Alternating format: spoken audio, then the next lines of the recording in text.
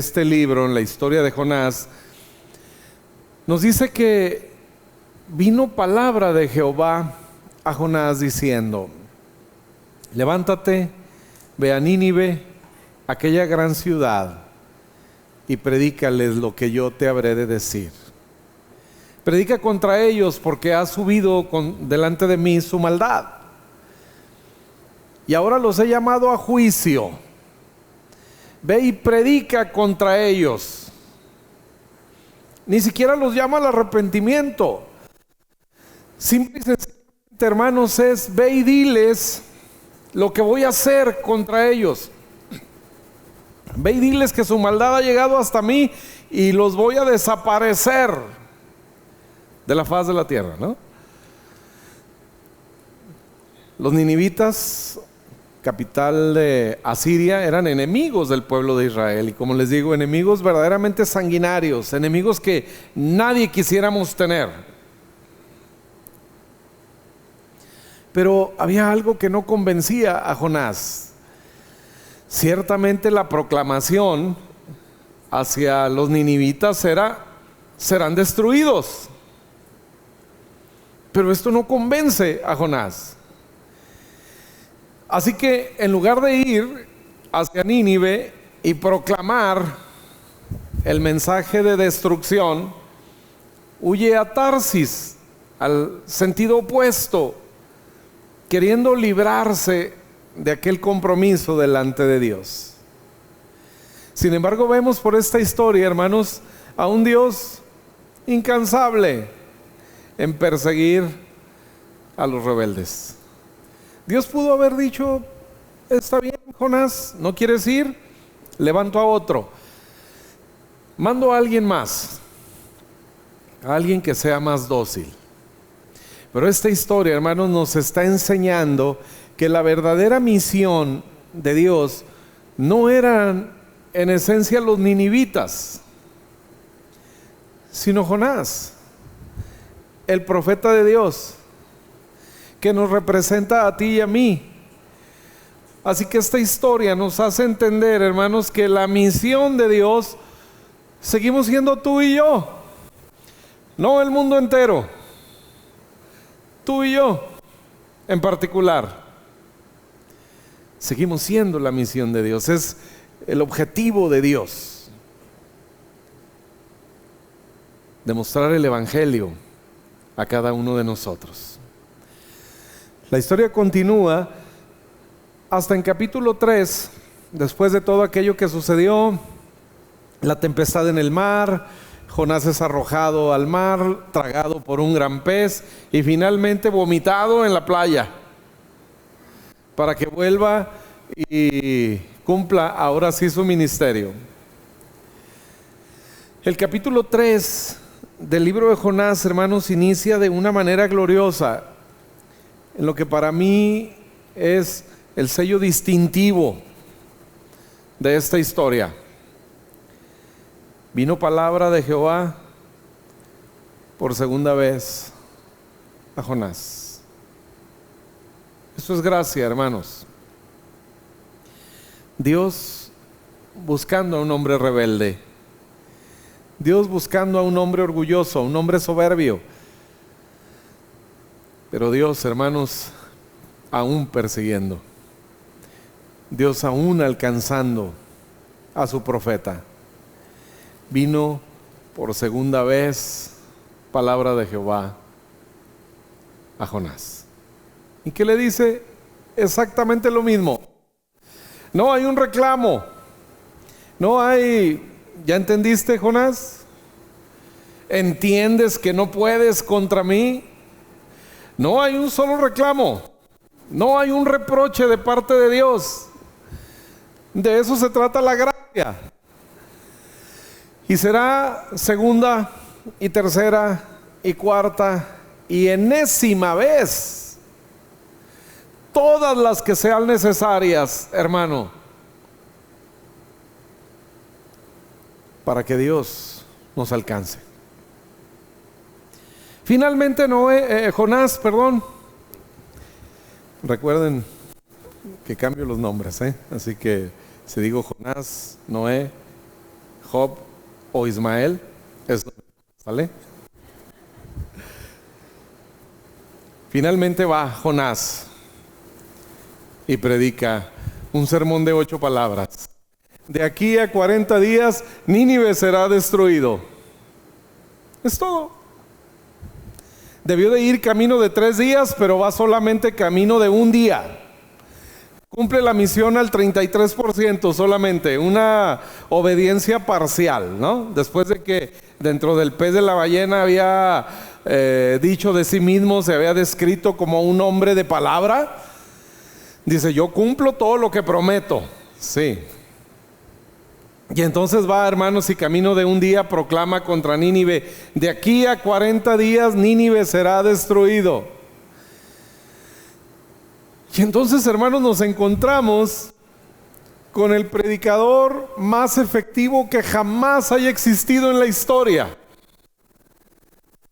Tratara de los Óscares, él se lo llevaba como el mejor de los mejores predicadores. Un mensaje de apenas 8 palabras que impactó la vida de toda una nación. El capítulo 3 del libro de Jonás termina de la siguiente manera: y vio Dios lo que hicieron, que se convirtieron de su mal camino y se arrepintió del mal que había dicho que les haría, y no lo hizo. La eficiencia de un predicador, la eficacia de un mensaje. De aquí a 40 días Nínive será destruido. Eso bastó para que todo el pueblo reconociera su maldad. Para que cuando ese mensaje llegó, hermanos, al palacio del rey, y le dijeron: oye, pasó un loco por aquí gritando que en 40 días Nínive será destruido. Y el rey dice: no puedo permitir eso. Y dice que se convierten. Convertirse, hermanos, es una expresión, de hecho, de la milicia, ¿no? Conversión a la derecha, conversión a la izquierda. Es decir, vas en un sentido y ahora caminas en otro. Se convirtieron, resolvieron en su corazón, están de acuerdo con Dios. Somos perversos. Hemos pecado, pero hoy reconocemos a Jehová como el Dios verdadero y nos hemos convertido de nuestros malos caminos. Entonces el rey, hermanos, mandó llamar verdaderamente a un festival del arrepentimiento. Y da una orden, si usted lee la historia ahí entre los versos del capítulo 3, da una orden a todo el pueblo para que no solo el pueblo, sino todos los animales en él, las mascotas y todos, vistieran de cilicio, que era una tela, hermanos, que representaba arrepentimiento. Así de impactante fue la predicación de Jonás. Entonces este hombre, que debería de estar feliz, los asirios eran un enemigo muy peligroso para Israel. Le tenían pavor por la manera en la que ellos hacían sus guerras, ¿sí? Israel no quiere más a ese enemigo y Dios acaba con él. Dios termina con este enemigo y lo hace de la mejor manera. Como dicen, al enemigo hay que tenerlo cerca, sobre todo por la posibilidad de hacerlo amigo. No es más un enemigo, al menos no es más un enemigo Nínive, porque se han convertido, se han arrepentido de su mal camino. Y ahora Dios, hermanos, dice, se arrepintió del mal que había preparado para ellos, del mal que dijo que les haría. De aquí a 40 días Nínive será destruido. Pero ante el arrepentimiento de esta gente, hermanos, la bondad de Dios se manifiesta, la gracia de Dios se manifiesta. Y entonces aquel predicador exitoso que debería de estar feliz, vean lo que dice el capítulo 4 acerca de nuestro amigo Jonás. Pero Jonás se apesadumbró en extremo y se enojó. Imagínense nada más. He leído varias veces esta parte de la historia y la leo y digo, ¿qué piensa este tipo, no? Se apesadumbró en extremo y se enojó, y dice, y oró a Jehová y dijo, ahora, oh Jehová, ¿no es esto lo que yo decía estando aún en mi tierra? Por eso me apresuré a huir a Tarsis, porque sabía yo que tú eres Dios clemente y piadoso, tardo en enojarte y de grande misericordia, y que te arrepientes del mal. Y yo digo, ¿qué le pasa a este hombre? Debería de estar agradecido por eso, porque justamente, hermanos, lo que él ha disfrutado, lo que él ha vivido durante toda esta etapa de su vida es esto. Él debería de estar agradecido diciendo, Dios, gracias porque has tenido de mí misericordia, has sido de mí paciente, piadoso, clemente. Fuiste tardo en enojarte, yo estaba en rebeldía contra ti y fuiste tardo en enojarte. Y aun cuando pensé que todo estaba terminado y me arrojaron al mar y me tragó aquel gran... Te arrepentiste del mal, como dice aquí en su palabra. Este hombre debería estar agradecido por toda esta gloriosa descripción que él mismo hace de Jehová, Dios de los ejércitos. Sin embargo, él está enojado, en extremo, apesadumbrado. ¿Qué es lo que hay en el corazón de este hombre para enojarse de tal manera hasta decir lo siguiente? Ahora pues, oh Jehová, te ruego que me quites la vida, porque mejor me es la muerte que la vida. Es el mismo Jonás que en capítulo 2 dijo, yo te voy a alabar. Dice, todos los idólatras se pierden de tu misericordia, todos los que son idólatras no disfrutan de su gracia, pero yo no soy como ellos. Yo te alabaré a ti y voy a pagar mis promesas, voy a cumplir lo que he prometido. Es el mismo hombre que ahora está enojado en extremo delante de Dios diciendo, quítame la vida. Y vuelvo a leer esta historia y cuanto más me sorprende lo que Jonás hace, más me doy cuenta que es mi historia también. Y me doy cuenta cuántas veces no he estado de acuerdo con la voluntad de Dios. Hay pasajes de la Escritura, hermanos, que nos pueden llenar de confort y al mismo tiempo de miedo, de incertidumbre. Podemos leer en la Escritura, pide todo lo que quieras y te será hecho conforme a la voluntad de mi Padre. Entonces hay un confort. Ven y pide todo lo que quieras y te será hecho, pero conforme a la voluntad de mi Padre.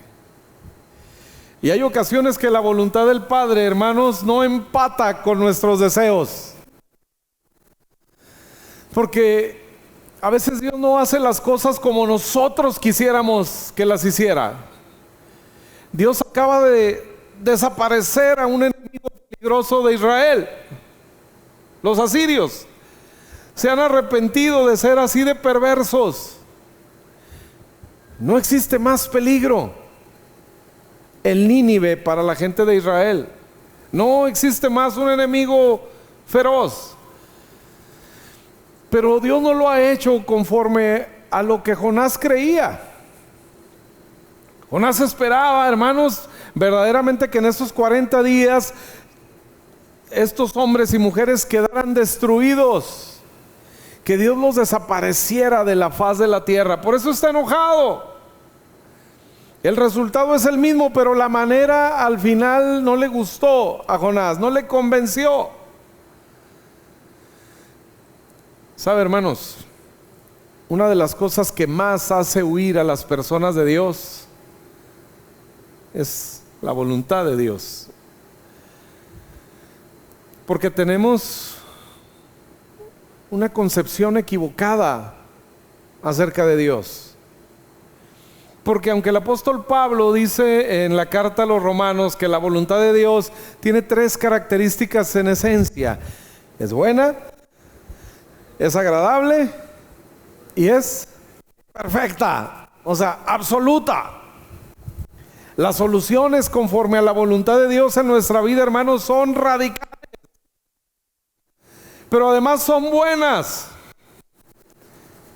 y son agradables también. Pero ¿sabe qué? He escuchado a muchos renegar de la voluntad de Dios. He escuchado a muchos, incluyendo al de la voz, que a veces no veo que la voluntad de Dios sea tan agradable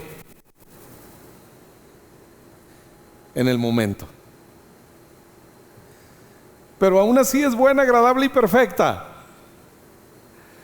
Nuestro problema es que cuando las cosas no suceden conforme nosotros creemos, pues entonces, hermanos, rechazamos la voluntad de Dios. No, Dios, así no. ¿Qué te pasa, Dios? Vas mal. No es de esa manera. Otra cosa, hermanos, que esta historia y particularmente esta oración de Jonás nos revela es que todos creemos en la justicia y todos creemos en la gracia. ¿Sí? Gracia para nosotros, justicia para los demás. Cuando alguien se equivoca, cuando alguien falla, hermanos, es tan difícil aceptar que Dios sea bueno con él. He escuchado a muchas personas, aún en el contexto cristiano, decir: mira, y Dios lo bendice, ¿no? Si ni se lo merece, no viene, no esto, no aquello, no lo que sea, ¿verdad? Ve cómo anda. Queremos justicia para todo aquel, hermanos, que no ande conforme a nuestra política de comportamiento. Queremos justicia para todo aquel que no anda conforme a lo que yo creo debería de andar. Pero cuando se trata de mí, entonces todos creemos en la gracia. Todos queremos y aceptamos la gracia. Ese es el caso de Jonás. Él ha disfrutado, hermanos, de toda esta benevolencia que proclama en su oración. Es que Dios, yo sabía que tú eres un Dios clemente, piadoso, tardo en enojarte y grande en misericordia, y que te arrepientes del mal. Encontramos a un hombre, hermanos, mediante su oración, aquel que antes dijo que lo habría de alabar, ahora encontramos a un hombre quejándose de la misericordia, sin darse cuenta, hermanos, que es precisamente la misericordia lo que nos da la libertad para quejarnos de la misericordia de Dios. Porque encontramos a este hombre renegando contra Dios, como en su momento lo hicieron algunos otros hombres en la Escritura. Como en muchos momentos, hermanos, seguramente lo hemos hecho nosotros, a menos que no hayas orado. Pero cuántas veces hemos venido delante del Señor y: Dios, ya párale, ¿no? ¿Hasta cuándo, Dios? ¿Por qué no haces algo?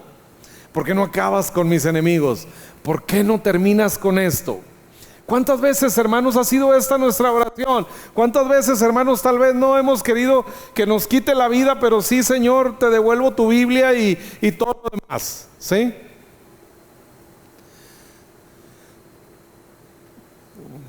La gente huye de la gracia porque les hace perder el control. Suenan mejor, hermanos, los mensajes que tienen que ver con la meritocracia, porque la meritocracia nos da cierto control.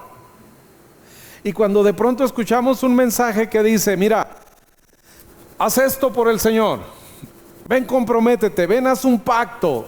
Es que si tú haces esto, si te comportas de esta manera, si ofrendas, si diezmas, si das, y aquello, pacta con Dios.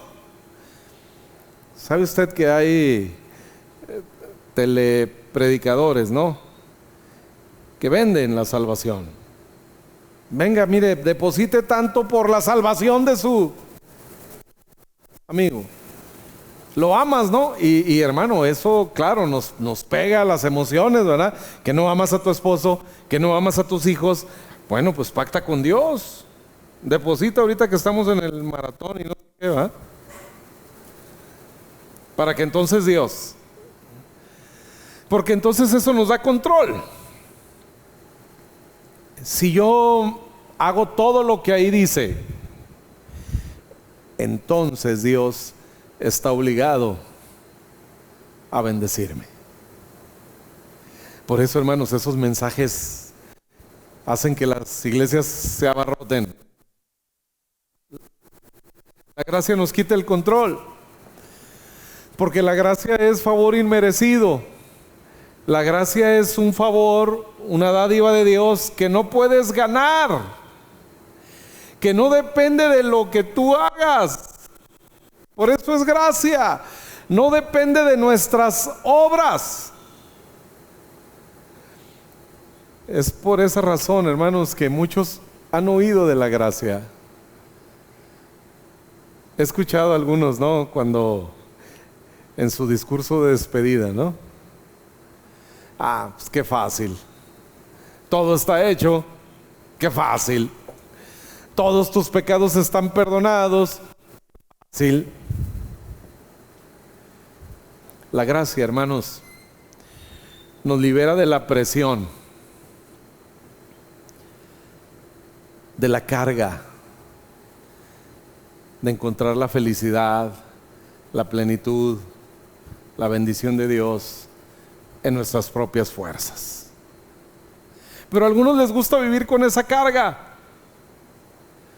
de querer hacer para Dios, de buscar convencer a Dios a través de sus actos de bondad, a través de su propia justicia, que a los ojos de Dios, dice, es como trapos de inmundicia.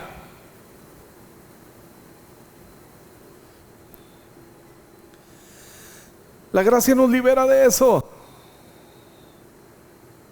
Nos hace ver a un Dios verdaderamente bueno.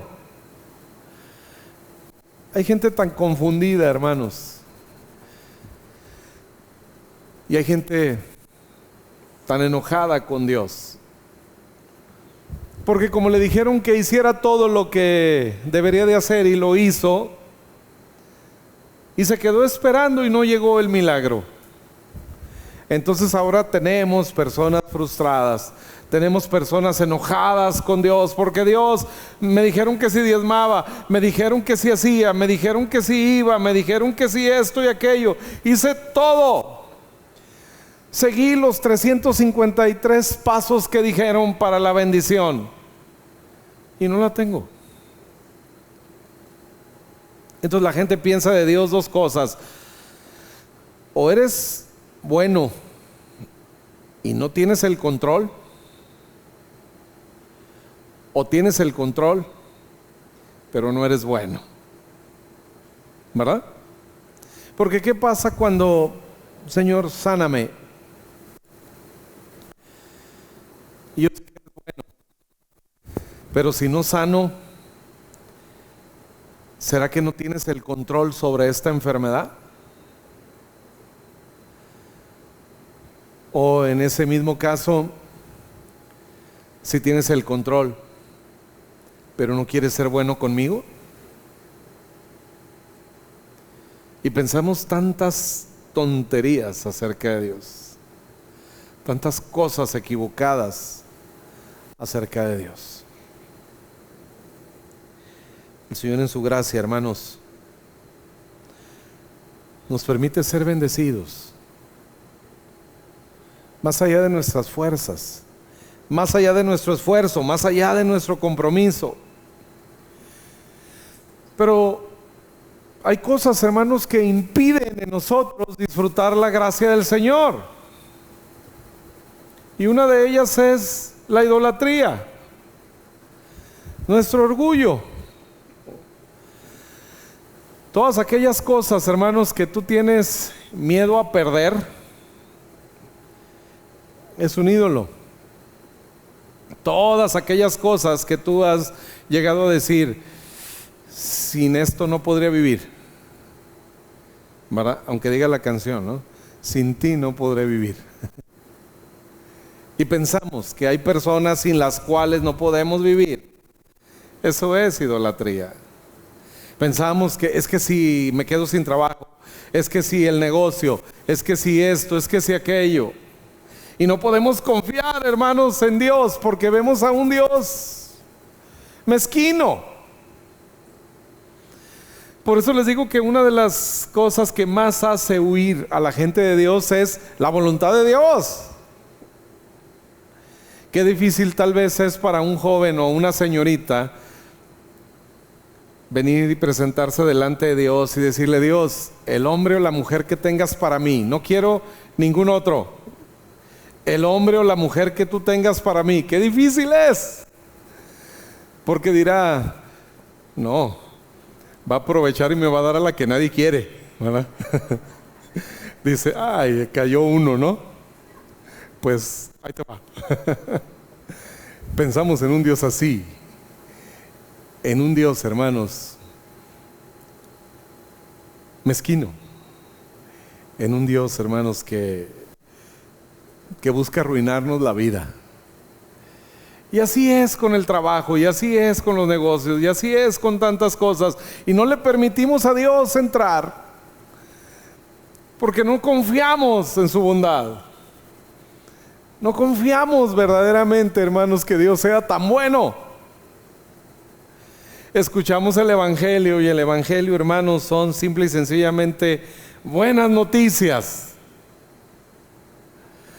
Así que a veces Dios permite cosas en nuestra vida para que podamos soltar, hermanos, esos ídolos a los cuales estamos aferrados y que nos impiden disfrutar en plenitud de la bondad de Dios, de la misericordia de Dios. Ese ídolo que hacemos a veces de nosotros, como Jonás, que dijo: yo puedo cumplir. Como el pueblo de Israel en Éxodo 19, cuando dice a Moisés: Moisés, dile a Dios que todo lo que nos mande hacer, podemos cumplir.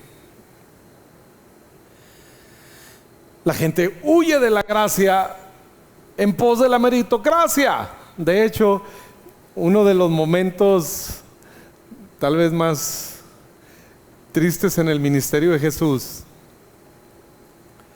en cuanto a su efectividad como predicador, lo encontramos en Juan 6:66. Y claro, un pasaje que tiene el 6:66 debe de ser algo malo, ¿no? Juan 6:66 dice: desde aquel día muchos dejaron de seguirle. Y usted dirá: es que puso el estándar muy elevado. Se desanimaron porque dijeron: no podemos cumplir, y por eso dejaron de seguirle, ¿no? Lo que resultó en que muchos dejaron de seguirle es que Jesús, cuando ve una multitud que viene detrás de él, ¿sí?, una gran multitud, les dice: miren, Ninguno puede venir a mí si no le fuere dado por mi Padre. No es por tanto que se esfuercen, no es porque tanto que me puedan seguir, que hagan lo que yo hago. Si no les fuere dado de mi Padre, ninguno puede venir a mí. Se decepciona. O sea, no es por obras, no es por lo que yo puedo hacer. Entonces tú no eres el que yo estoy buscando, no eres el líder a quien quiero seguir. Yo necesito a alguien que me diga qué hacer, porque yo puedo hacerlo. Y hermanos, a través de la historia de Jonás, Dios está buscando, hermanos, derribar en nosotros ese más grande ídolo que tenemos. Derribar de nuestro pensamiento esa idea que podemos ganar el favor de Dios, que podemos manipular a Dios, para que podamos entonces, hermanos, simple y sencillamente disfrutar de su gracia. Incluso hay momentos en que Dios nos concede algunas cosas aún sabiendo que no es lo mejor para nuestra vida.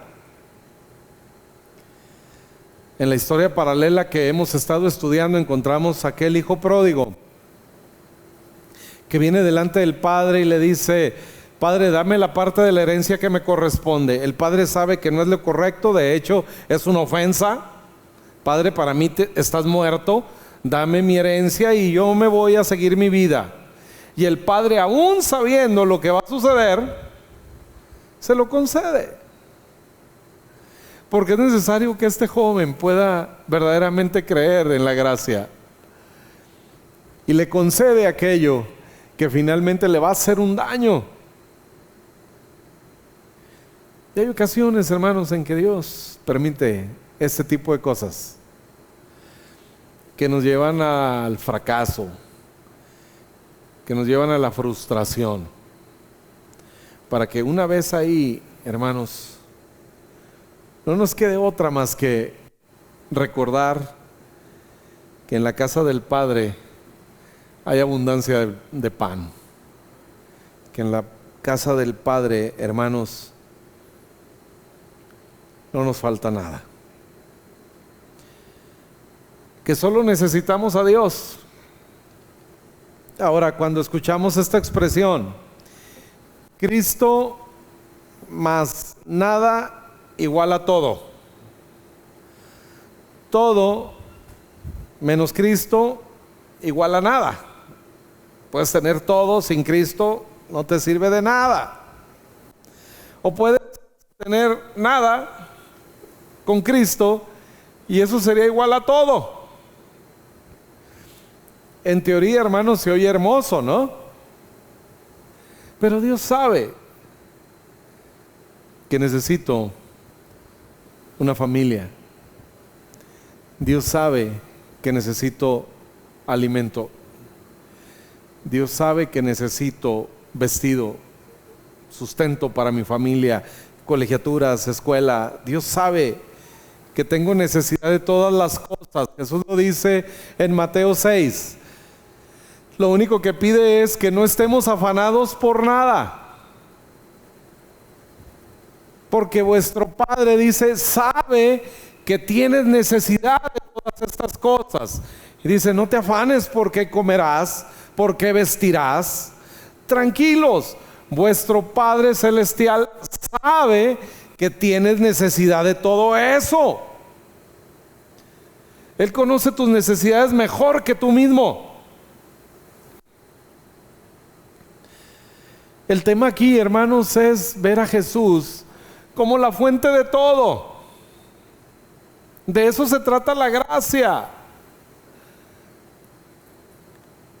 De no tener el estrés, la angustia de decir: es que sin esto no puedo vivir, porque si tengo a Jesús, entonces lo tendré todo. Y si algo por alguna razón lo pierdo, es que no lo necesito en ese momento. Y si algo por alguna razón no llega a mi vida, es que no es el momento adecuado.